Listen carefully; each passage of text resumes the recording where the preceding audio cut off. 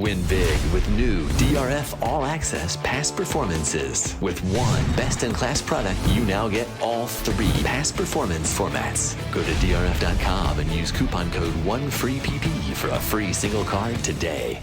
Hi everybody, Dan Illman, Ashley Mailloux, taking a look at race number 8 at Woodbine on Saturday. It's the feature, the Grade 3 Ontario Fashion. These are fillies and mares going 3/4 of a mile over the Tapeta.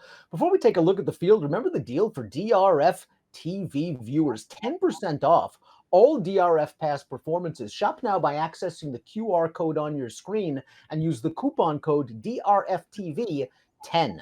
Here's the field for the Ontario Fashion. It is a competitive group of 10 fillies and mares going 3/4 of a mile. Ticker tape home, the 5-2 morning line favorite. Sure looked good winning last time out in the Seaway.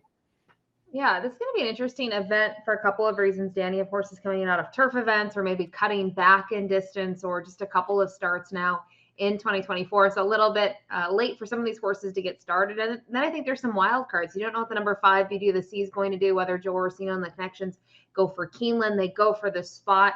And that's one of the ones that's a prime example, a horse that would be switching surfaces coming out of those turf events. Let's watch the Timeform US pace projector and see where Timeform US has these fillies and mares after the opening quarter of a mile. If Beauty of the Sea runs here, we know one thing. She is plenty quick. It's all about whether she handles the synth. She handled it down at Gulfstream Park last year. And again, she's a fast horse. Swall has good tactical speed. So does the 4 Owens Tour Guide. I'm not sure this pace will be blazing, but I think it'll be fair.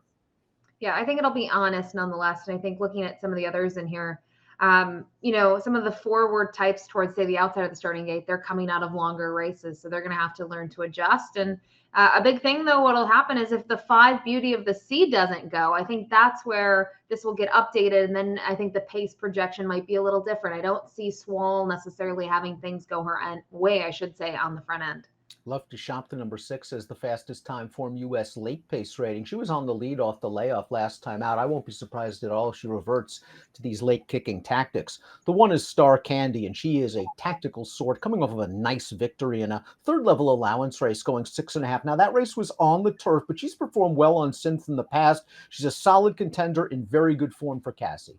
Yeah, hasn't necessarily competed at the stakes level on the synth yet to this point in her career, but I think looking at her, one that's been sort of lightly handled in the summer months and now the fall had that little bit of a freshening. And the race on August 3rd, I would draw a line through it. First off, she doesn't want to be towards the back of the pack, and she had a troubled trip throughout. So to see her rebound last time out and get the win with a little bit more of a mid-pack trip, I thought worked out well for her. She took a step forward in terms of figures, and she draws the inside in here. And I just wonder if Star Candy could maybe be in a good stalking position early where she's not too far off of it, looking at the splits of those most recent efforts.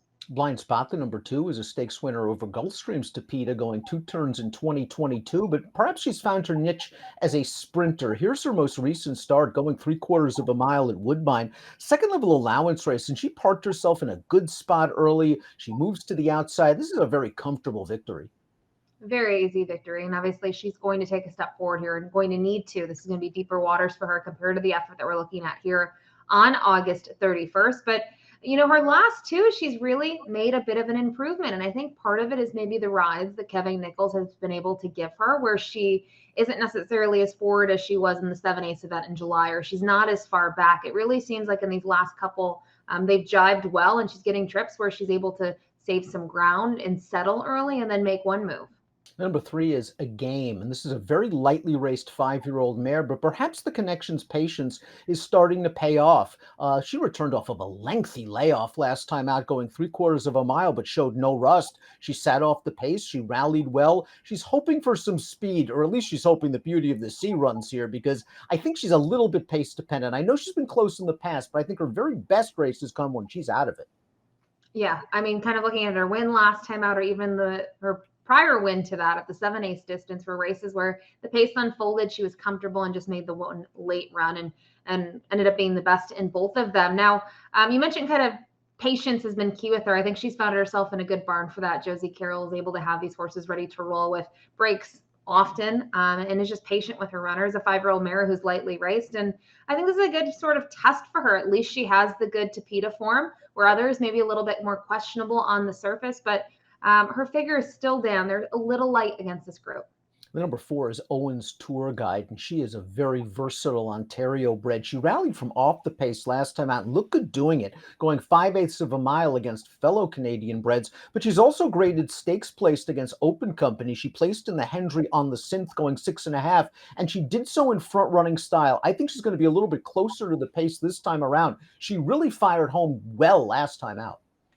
Absolutely agree with your assessment. I think looking at her Tapeta form, she wants to be more forward. And last time out going 5/8, the pace just melted in front of her, and she was able to sweep by and get the job done. Also, a different ball game. She's against Ontario bred specifically in that spot compared to her other stakes tries before that. Right, the waters being to me deeper in the Seaway and other races, and she's still gonna have to face some of those fillies and mares. Well, we'll see it. She's been a little inconsistent as of late. I feel like when you look at her form, say late last year, she had several good starts in a row, and here she's a little hit or miss. But I like that she had the victory last time out, and we talked about it. Maybe in terms of trip, she's another one where I don't know how far I want to be back in this race. I don't think I want to be last or second from last in this field talking about the pace, but she should be forward from the gate. The 5 Beauty of the Sea has won 3 stakes races sprinting on the turf, including her most recent 2 starts down in the States for Joe Orsino. She's won on the Synth in the past. She can get forwardly placed. There's a lot to like. Very competitive on the speed figure scale as well. Very competitive. You look at her one effort at Gulfstream Park on the Tapeta. It was a winning performance. Not sure what she necessarily faced other than fellow Florida breds down there, but she's handled all of the tests to her to this point. And I think looking at her now in 2024, in terms of figures and consistency, she's just been able to fire these back-to-back races that have been really solid. 2 wins in a row now. The runner-up, Hollywood Walk, came back to win next time out. Looking at that race, keen in on the race at Colonial, and she had a little bit of a freshening. I don't think the surface is going to be an issue for her. You see Sofia Vivas going to ride, and Sofia, I think, does very well on getting speed horses to the front and getting them to settle. And we saw it in the pace projection. She could be the leader here early if they decide for this spot rather than Keeneland. Love to shop. The number 6 won the Toronto Cup, going a 1-turn mile on turf last year, but she's run well on the synthetic. 2 back in the Bessarabian and open grade 2. She ran a fine second. She went to the shelf for a long time, but she returned with a good effort against second level allowance horses for Kevin Attard. This race is going 7/8 on the turf. She was a little bit fresh out of the gate and showed speed, but she digs down deep and runs second here. It was a good performance off the layoff for Love to Shop. She probably gained a lot of fitness off this effort, and I think, even though she hasn't shown it yet from only 2 starts, that she's going to be just as effective on the synth coming from off the pace. Yeah, her synth effort to cap out her 3-year-old campaign, I thought was a really nice second to Loyalty. And you said it best here. She was forward and keen in this race. She hadn't been to the races in a while. And to me, I actually don't mind it, knowing that every other time we've seen her, she's never been on the lead. And for some reason, she wanted the lead and they took it. And the pace was okay. Were they blazing early? No, but they weren't also crawling. So I think she gained a lot from that effort. Yes, she failed as the favorite, and it was certainly a drop in class from what she had seen. But in terms of a starting point, just having her first start in all those months, I thought it was a really nice effort and something to work kind of off of. And I think she's going to be in the perfect trip here. You mentioned in the pace projection, she has the LP flag. She still shouldn't be that far off of it if she's anything like she was 2 starts back. Swall, the number 7, has good tactical speed and figures close to the pace. She's stakes placed on both dirt and on synthetic. She ran 5th, though, in her first start at Woodbine behind Ticker Tape Home, and I just think she's going to have to do a little bit better against this group. Yeah, and kind of the pace projection is interesting because for dirt races, she's shown a lot more early zip. And then last time out, she was close to the pace. But when you looked at the races at Turfway Park in the winter, Dan, I don't know what your thoughts were, but she seemed more comfortable. The paces were quick, sitting off of it. So I wonder if there will be a change of plans here. Obviously, I'm sure Rafael Hernandez will play the break and just kind of go from there. But I almost wonder, with the change in surface, would she be a little bit better if she wasn't so forward?